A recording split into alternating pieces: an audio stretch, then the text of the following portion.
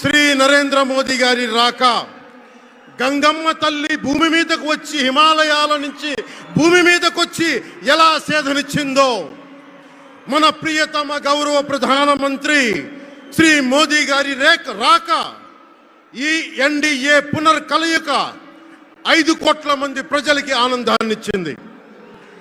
దేశ ప్రజల ఆశీస్సులతో ముచ్చటగా 3వ ప్రధానమంత్రి అవ్వబోతూ హ్యాట్రిక్ కొట్టబోతున్న శ్రీ మోదీ గారికి ఆంధ్ర రాజ్య ప్రజల తరపు నుంచి, ఎన్డీఏ కూటమిలో భాగస్వామ్యమైన 3 పార్టీలు భారతీయ జనతా పార్టీ, తెలుగుదేశం, జనసేన తరపు నుంచి శ్రీ నరేంద్ర మోదీ గారికి ఘన స్వాగతం పలుకుతూ హృదయపూర్వక నమస్కారాలు తెలియజేస్తున్నాను.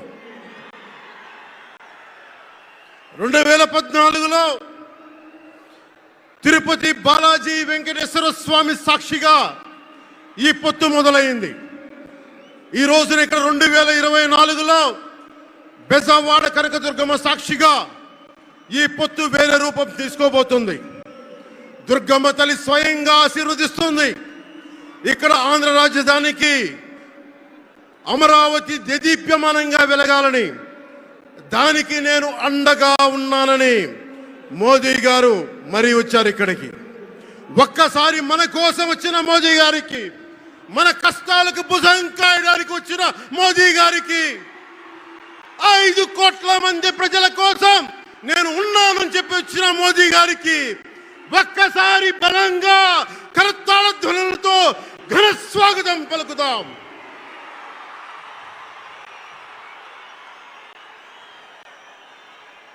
(2014) తిరుపతి బాలాజీ ఆశీస్సులతో ఎన్డీఏ విజయాన్ని సాధించింది, ప్రభుత్వాన్ని స్థాపించింది. 2024లో దుర్గమ్మ తల్లి ఆశీస్సులతో మొదలు పెడుతున్నాం. అంతకు మించిన ఘన విజయం సాధిస్తున్నాం. ఎన్డీఏ ప్రభుత్వాన్ని స్థాపిస్తున్నాం. బిడ్డలకి అండగా ఉండే దుర్గమ్మ తల్లి 5 కంటే ఒక ముద్ద ఎక్కువే పడద్ది. అలాంటి తల్లి ఆశీస్సులతోటి మన ప్రభుత్వాన్ని స్థాపించే దిశగా వెళ్తున్నాం. మోదీ గారు డిజిటల్ భారత్ అన్న నేపథ్యంలో దేశాన్ని మొత్తం తీసుకెళ్తా ఉంటే, ఇక్కడున్న వైసీపీ ప్రభుత్వం అధికారికంగా ప్రతి చోట క్యాష్ ఎకానమీ అయిపోయింది. దేశాన్ని డిజిటలైజ్ చేద్దాం, కరప్షన్ తగ్గిద్దాం, బ్లాక్ మనీని తగ్గిద్దామంటే ఆంధ్ర రాష్ట్రంలో మటుకు బ్లాక్ మనీ ఎక్కువైపోయింది.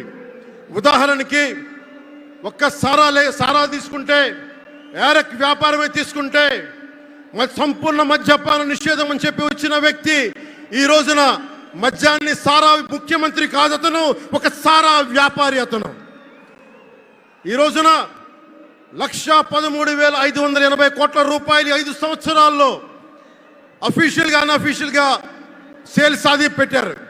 కానీ దాన్ని అండర్ రిపోర్ట్ చేస్తూ 84,050 కోట్ల మటుకు చూపించారని చెప్తా ఉన్నారు.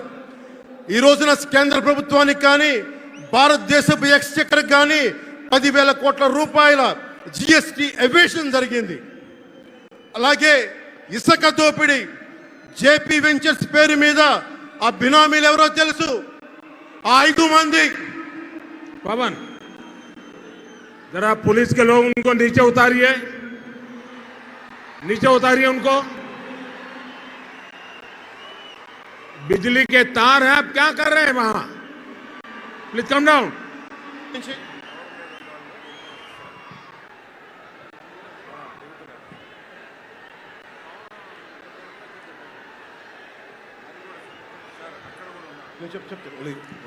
आपकी जिंदगी हमारे लिए बहुत कीमती है। प्लीज नीचे आइए। आप मीडिया वालों ने आपकी फोटो ले ली है, आप नीचे आइए।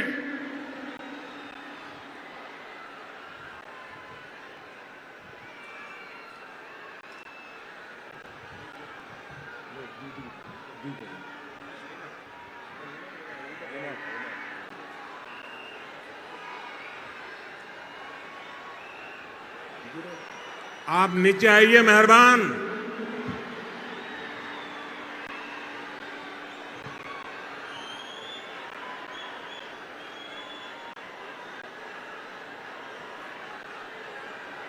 यहाँ जो पुलिस के लोग होंगे इन सभी टावर पे जरा कहर करें। इस पे बिजली के तार हैं, अगर कुछ गलत हो गया तो हमारे लिए बहुत पीड़ादायक होगा।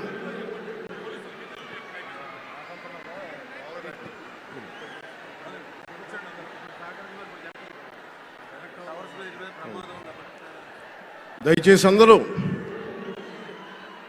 ఆ ఎలక్ట్రికల్ లైట్స్ అన్ని ఉన్నాయి, ఎలక్ట్రికల్ కనెక్షన్స్ ఉన్నాయి. దయచేసి మీ ప్రాణాల మీద ప్రధానమంత్రి గారు ఎప్పుడు ప్రోటోకాల్ బ్రేక్ చేసి మరి మీకోసం వచ్చారు. దయచేసి వాటి మీదకి ఎక్కకండి. సభ సజావుగా జరగాలి, మీరు క్షేమంగా ఇంటికి వెళ్ళాలని ప్రధానమంత్రి మోదీ గారు కోరుకుంటూ మరి సభ కంటే ముందు వచ్చారు. ఆయన మాట్లాడగల సమయం కంటే కూడా ముందు వచ్చారు మీకోసం. దయచేసి బాబు మీరు కూడా దిగిపోయింది అక్కడి నుంచి, ఆ టవర్ నుంచి దిగిపోమ్మా. నువ్వు కూడా దిగిపో, ఆరెంజ్ చొక్కా దిగిపో, దిగిపో దిగిపో, దిగాలి. దయచేసి కింద ఉన్న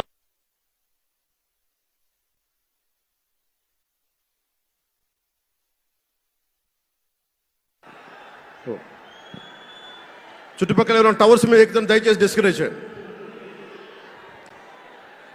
జేపీ వెంచర్స్ పేరు మీద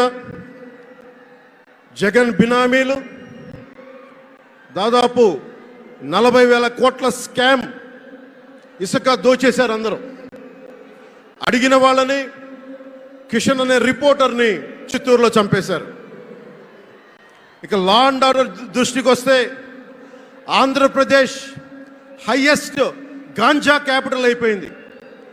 new drug capital of India అయిపోయింది ఆంధ్రప్రదేశ్.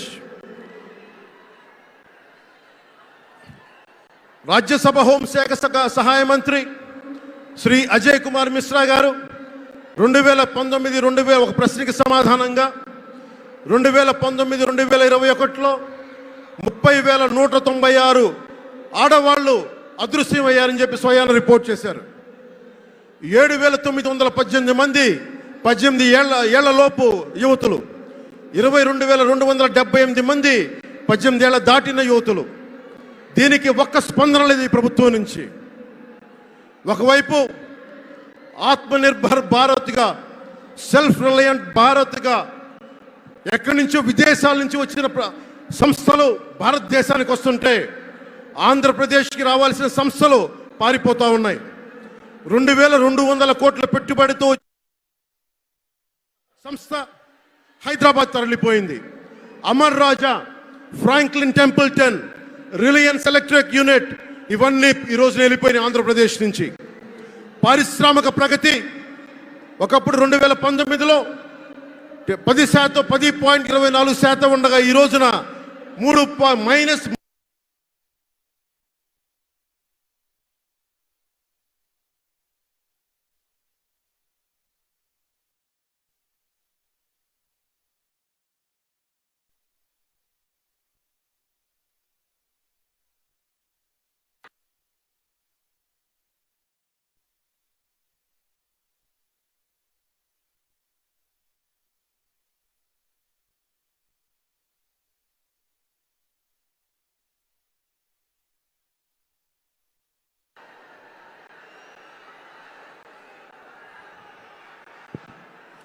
-10% ఉండాల్సిన ప్రగతి.